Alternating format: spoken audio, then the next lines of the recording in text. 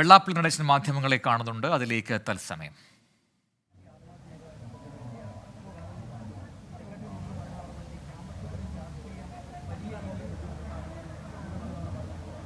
ശരിയാണ്. അപ്പോൾ അതിന് കടന്നു പോകുന്നു.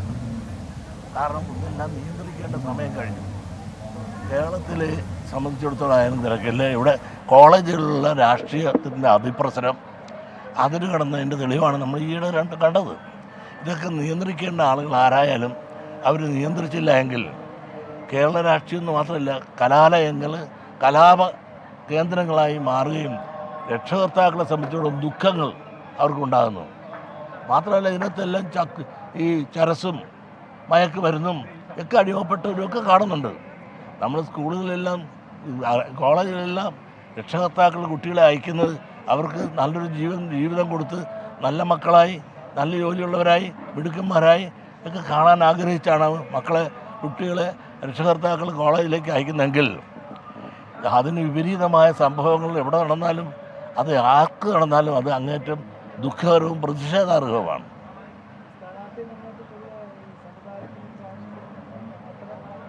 അല്ലാതെ ഞങ്ങളൊരു സമുദായം പറഞ്ഞ് ചെന്നിട്ടില്ലല്ലോ. അത് പ്രായത്തെ കിട്ടിയായില്ലെന്നൊക്കെ എല്ലാവരുടെയും നോക്കിയിട്ടല്ലേ പറയാനൊക്കെ ഉള്ളൂ. ഇപ്പോൾ ഓരോരുത്തരും സമുദായം പറഞ്ഞ് വീതം വെച്ചിട്ടിരിക്കുകയല്ലേ. ഞങ്ങൾ വീതം വെച്ച് വേണമെന്നും പറഞ്ഞ് ചെന്നിട്ടില്ല. ഓരോരുത്തരും കണ്ടില്ല 2 വേണം, ഇനി അതല്ല 1 കൂടെ വേണം എന്നൊക്കെ പറഞ്ഞ് ഓരോരുത്തരൊക്കെ മേടിച്ചിട്ട് പോകുന്നുണ്ട്. പിന്നെ അടുത്ത അവധി കച്ചവടം നടത്തിയിട്ടുണ്ട്.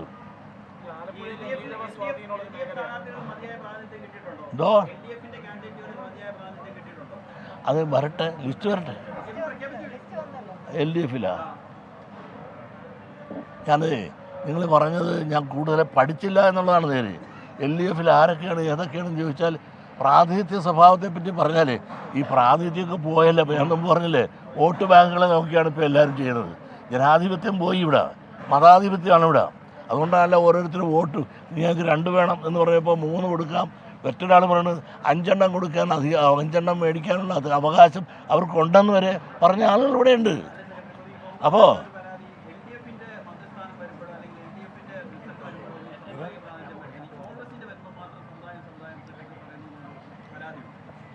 ആർക്ക്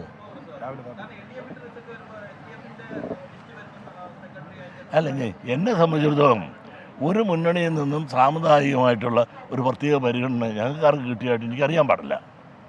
അങ്ങനെ ഒരു പരിഗണന കിട്ടണമെന്ന് പറഞ്ഞ് ഞങ്ങൾ ചെന്നിട്ടുമില്ല. അപ്പോൾ അതിനെ സംബന്ധിച്ചിടത്തോളം അതുകൊണ്ടൊരു ആക്ഷേപം പറയാൻ എനിക്ക് സാധിക്കില്ല. ഒരു കാര്യം, ജനാധിപത്യം മരിച്ചുപോയെന്ന് പറഞ്ഞവനാണ് ഞാൻ. ഇന്ന് മതാധിപത്യം കൊടികാട്ടി വാഴുകയാണ്.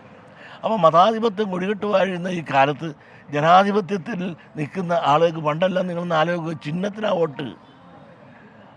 അല്ലാതെ അവിടെ നിൽക്കുന്ന ജോസഫാണ് അല്ലെങ്കിൽ മത്തായിയാണ് അല്ലെങ്കിൽ ഫിലിപ്പാണെന്ന് നോക്കാറില്ലായിരുന്നു. ഇപ്പോൾ പേര് നോക്കിയാണ് വോട്ട്. ആദ്യം നോക്കി വോട്ട് ചെയ്യുന്ന അവസ്ഥാവിശേഷം മാറിയപ്പോഴല്ല എല്ലാ രാഷ്ട്രീയക്കാരുടെയും അതനുസരിച്ച് അവരുടെ നയങ്ങളും നയരൂപീകരണങ്ങളും മാറി. പണ്ട് അങ്ങനെ ആയിരുന്നില്ല. ഇടതുപക്ഷം വരെ ഇന്ന് പേര് നോക്കി വോട്ട് ചെയ്യേണ്ട ആളുകളൊക്കെ സംഘടിത മതശക്തികൾക്ക് മുമ്പിൽ അവരും അവരുടെ നയം മാറ്റേണ്ടി വന്നു.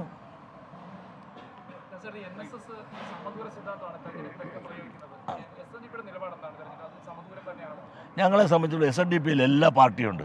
BJP ഉണ്ട്, നക്സലുണ്ട്, മുസ്ലിം ലീഗുണ്ട്, അങ്ങനെ എല്ലാം ഞങ്ങളുടെ കൂട്ടത്തിലുണ്ട്. അതുകൊണ്ട് SNDP യോഗത്തെ സംബന്ധിച്ചിടത്തോളം ഒരു നിലപാടുമില്ല, രാഷ്ട്രീയ നിലപാടൊന്നുമില്ല. ഓരോരുത്തർക്കും അവരവരുടേതായ രാഷ്ട്രീയ അഭിപ്രായം അനുസരിച്ച് അവർക്ക് പെരുമാറാം, പ്രവർത്തിക്കാം, ചെയ്യാം.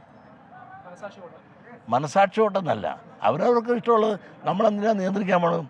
SNDP ഒരു രാഷ്ട്രീയ പാർട്ടിയല്ല, ഒരു സമുദായ സംഘടനയാണ്. ഇന്നത്തെ എല്ലാ പാർട്ടികളും ഇതിനകത്തുണ്ട്. അപ്പോൾ നിങ്ങളൊന്നാലോചിക്കും, ഏതെങ്കിലും സമുദായ നേതാവ് കയറി ഇന്നവർക്ക് വോട്ട് ചെയ്യണമെന്ന് പറഞ്ഞാൽ ചെയ്യുന്ന കാലമാണോ? അതൊക്കെ ആ കാലം കഴിഞ്ഞു പോയി. പിന്നെ ഈ മണ്ഡത്തിൽ ഞാൻ അവതരിപ്പിച്ച് വിഡ്ഢിയാകേണ്ടതുണ്ടോ? ഞാൻ താക്കോൽ എനിക്ക് വേണ്ട. കാരണം താക്കോലൊന്നും ഞാൻ പറയത്തില്ല. കാരണം ഓരോരുത്തരും ഇങ്ങനെ ഈ വലിയ പുണ്യാളവനാകാൻ വേണ്ടിയിട്ട് ഞങ്ങളാണ് ജയിച്ചത്, ഞങ്ങൾ ജയിപ്പിച്ചു, ഞങ്ങളില്ല, അങ്ങനെയൊന്നുമില്ല. ഒരു സമുദായം ഒരുപക്ഷെ ഒരു കാലത്ത് ക്രിസ്ത്യൻ സമുദായം പോലും പറഞ്ഞാൽ കേൾക്കുമായിരുന്നു. ബിഷപ്പുമാർ പറഞ്ഞാൽ അതുപോലെ വോട്ട് ചെയ്യാറ്. അപ്പോൾ അതുപോലുമില്ല. മുസ്ലിം ലീഗ് തന്നെ പറഞ്ഞാൽ ആരാ കേൾക്കണത്? അവർ തന്നെ 16 സൈസുണ്ട്. അപ്പോൾ ഒരു മതനേതാക്കന്മാരും കേരളത്തെ സംബന്ധിച്ചിടത്തോളം പറഞ്ഞാൽ അതനുസരിച്ച് വോട്ട് ചെയ്യുന്ന ഒരു കാലമല്ല. ഒരു സമുദായ നേതാക്കന്മാരും അവർ പറയുന്നതനുസരിച്ച് വോട്ട് ചെയ്യുന്ന കാലമല്ല അനുയായികൾ. അവരവരുടെ ഇഷ്ടം എന്തിന് ഭാര്യയുടെ ഭർത്താവ് പറയുന്നതനുസരിച്ച് ഭാര്യ വോട്ട് ചെയ്യല്ല, പിന്നെയാണ് ബാക്കിയുള്ളവരുടെ കാര്യം.